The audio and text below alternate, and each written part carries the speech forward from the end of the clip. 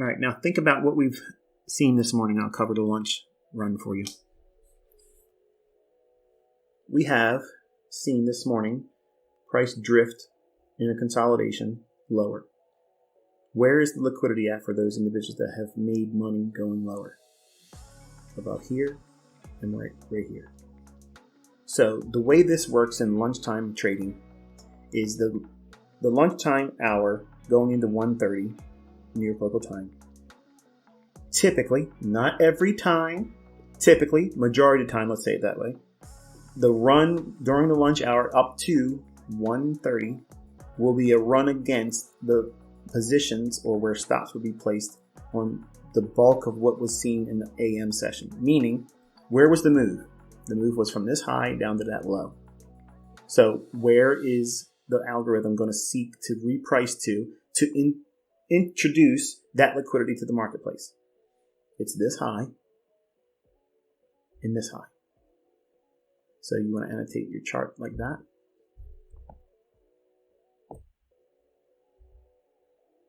And here's your fair value gap using the context of the new week opening gap low, which is this here. Okay, we're trading down, falls just short of by one tick. Consequent quotient of the wick here, leaving this portion open, acts as what? Breakaway gap, fueling it to run to buy side. What's the context? The context is we are in a time of day where the algorithm changes its delivery. What is it going to do? It's going to move on traders that have open positions that have made money in the morning. Where's their stops? Boom. If there was no algorithm, these things would not happen. They wouldn't happen just like I outlined it. They wouldn't perform this way. They wouldn't be this way. They wouldn't march to the step that I gave it. You can schedule your trade setups like the TV guide.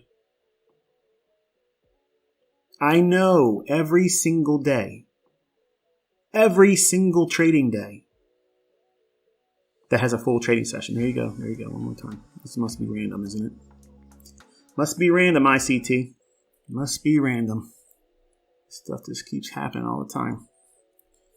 Can't find that in your books. But you can schedule all of this stuff. So if you can schedule things like 11:50 to 12:10, there's your lunch macro.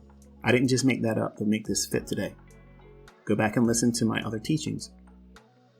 Listen to my Twitter spaces. As much as I hate saying that now. A lot of information on those things, even though they're laced with a lot of, unfortunately, bad language sometimes. Here is 11:50. Right there.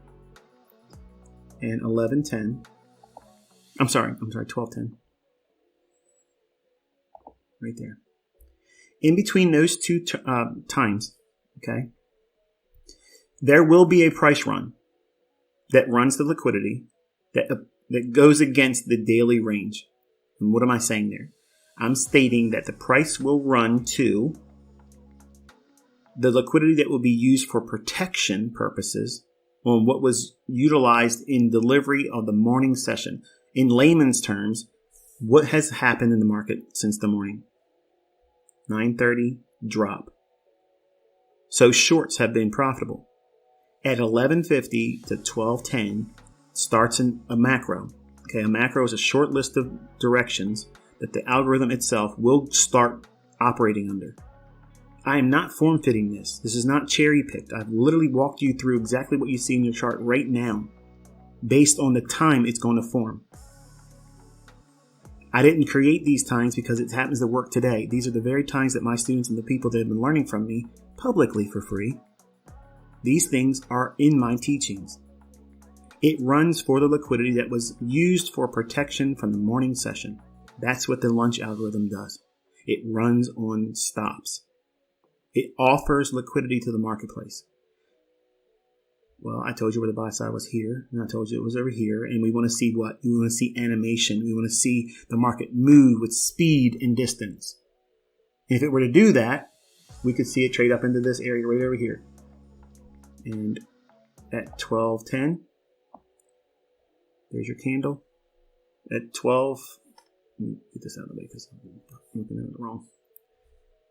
There you go. At 12:12, it delivers it. This candle starts it.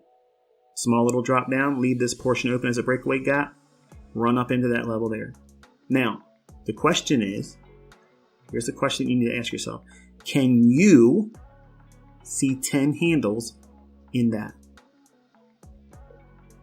No.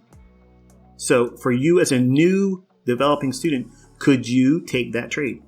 No. If you've been versed in the things I'm teaching, you've been doing it for a while, and you're a little bit more nimble, could you take that trade? Yes. Who's going to tell you when you can do that? You and your experience, and when you're not emotionally attached to the outcome.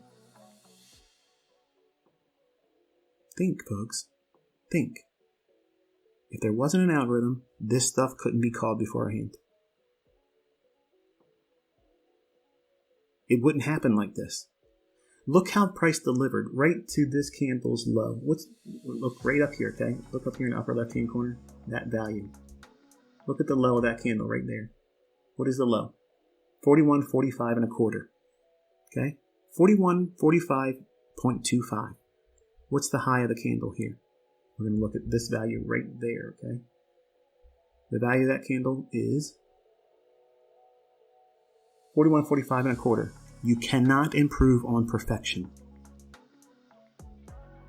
Now, every single time I come out here with a live session, I do these things. Every single time. Now, when I first learned how to do these setups and such, I didn't have the confidence. I didn't have the John Wayne composure. I know. I know. I know that I know. It was uncomfortable waiting for the results. To sit through it. Will it really do it? Will it really do it? And I had to forge patience. It didn't happen overnight. It's not going to happen overnight for you. By watching me do this, you get the splash over, the bubbly feeling of, wow, that did pan out.